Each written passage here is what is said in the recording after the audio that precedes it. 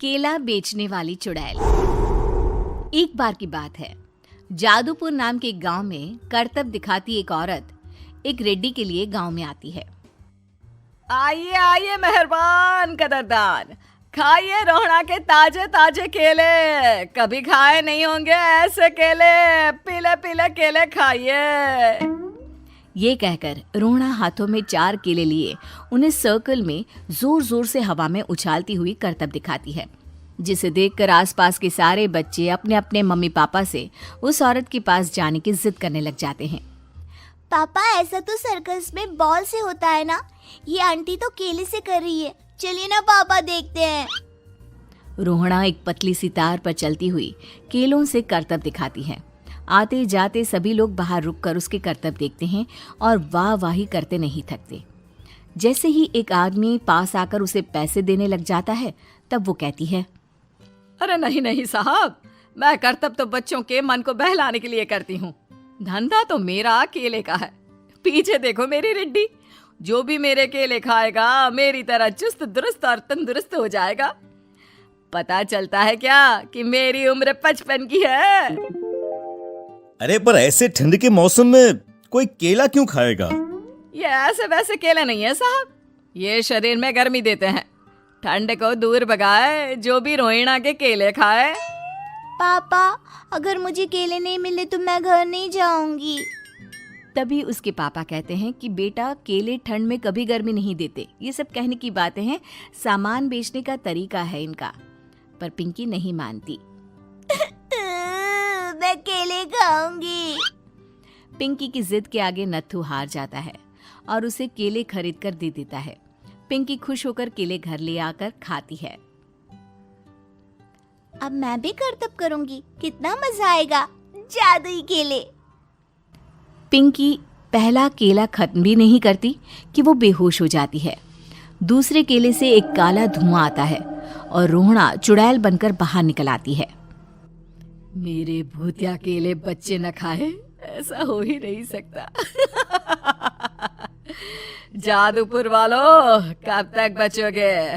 आ गई हूं मैं रोहड़ा, जिसका कोई नहीं कर सकता सामना। रोहड़ा पिंकी को गोद में उठाकर काले धुएं में कहीं गायब हो जाती है। शाम के वक्त नत्थू घर लौटता है और पिंकी को घर में ना पाकर उसकी माँ से कहता है, माँ पिंकी कहाँ है? अरे बेटा, उसे तो तू सुबह करतब दिखाने ले गया था ना, फिर कहाँ वापस आए तुम दोनों? मुझे लगा तू उसे अपने साथ मंडी ले गया होगा। हे भगवान, मेरी बच्ची कहाँ गई? मैं उसे घर ही तो छोड़कर गया था माँ। नत्थू गांव के घर कोने में अपनी बेटी को ढूंढता है, पर उसे वो कहीं नहीं मिलती। परेशान होकर आखिर रो रो कर नत्थू हिम्मत हार कर घर लौट आता है। अगली सुबह रोहड़ा फिर से करतब दिखाने आती है और इस बार पिंकी की तरह रोनी केले खरीद लेता है। 50 रुपए दिए थे पापा ने, सारे पैसों की मैंने केले खरीद लिए हैं। अब मैं भी आंटी की तरह ही करतबबाज बन जाऊंगा। यही सोचते हुए रोनी केले खाता है और पहला अकेला केला आधा खत्म भी नहीं करता कि चुड़ैल उसके सामने आ जाती है। मेरे साथ चलने का समय आ गया है रोनी। ये तो बस शुरुआत है। अब इस गांव के सारे बच्चे धीरे धीरे मेरे कब्जे में होंगे, एक बच्चा भी नहीं बचेगा। ये कहकर रोना रोनी को गोद में लेकर काले धुएं में अदृश्य हो जाती है। इसके बाद हर रोज गांव में से कोई ना कोई बच्चा गायब होता, पर ऐसा क्यों हो रहा है किसी को भी समझ में नहीं आ पा रहा था। रोज की तरह अपनी बेटी पिंकी की तलाश में नत्थू गांव के एक तालाब के पास बैठा रो रहा था। कहाँ गई मेरी पिंकी? शकुंतला के जाने के बाद एक वही तो मेरा सहारा थी। अरे उसकी आत्मा कोस रही होगी मुझे कि मैं अपनी बच्ची को संभाल भी नहीं पाया। नत्थू ये कहता हुआ रो ही रहा था कि तभी तालाब में से उसे शकुंतला की आवाज सुनाई देती है। कहाँ थी तुम शकुंतला? हमारी बच्ची और सारे गायब हुए बच्चे रोहड़ा के कब्जे में हैं। वो बच्चों को जो केले देती है उससे बच्चे बेहोश हो जाते हैं और उसके कब्जे में आ जाते हैं और वो उन्हें ले जाकर काली दुनिया में ले जाती है। पर वो ऐसा क्यों कर रही है? ये मैं नहीं जानती, पर उस दुनिया का रास्ता मैं आपको बता सकती हूँ। जहां ये नदी खत्म होती है वहां एक केले का पेड़ है, उसके नीचे एक दरवाजा है, वहीं से रास्ता जाता है उस दुनिया का। ये कहकर शकुंतला की आत्मा गायब हो जाती है। गांव के सभी लोग झुंड बनाकर उसी रास्ते से काली दुनिया में चले जाते हैं और वहां देखते हैं कि सारे बच्चे वहां काम कर रहे थे। पापा मुझे ले चलो यहाँ से।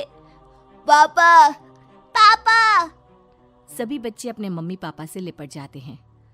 तो तुम लोग यहाँ तक आ गए? क्यों हमारे बच्चों को पकड़ लिया तूने? तुझे शिकार ही बनाना है तो ले, हम सब आ गए हैं, हमें खा ले। नहीं, मुझे बच्चे चाहिए। मेरे बच्चे के बदले तुम लोगों के बच्चे। क्या मतलब? मैं इसी गांव में रहने वाली एक औरत थी। केले की चोरी के इल्जाम में मेरे बेटे को गांव वालों ने इतना मारा कि वो मर गया। उसी दिन मैंने ठान लिया कि गांव वालों का भी वही हाल करूंगी। कुछ दिन बाद बेटे के चले जाने के दुख में मैं भी मर गई और मेरी भटकती आत्मा एक चुड़ैल बन गई। और फिर मैंने बदला लिया तुम सबके बच्चे छीनकर। बर्दाश्त नहीं कर पाए ना, सोचो मुझ पर क्या बीती होगी।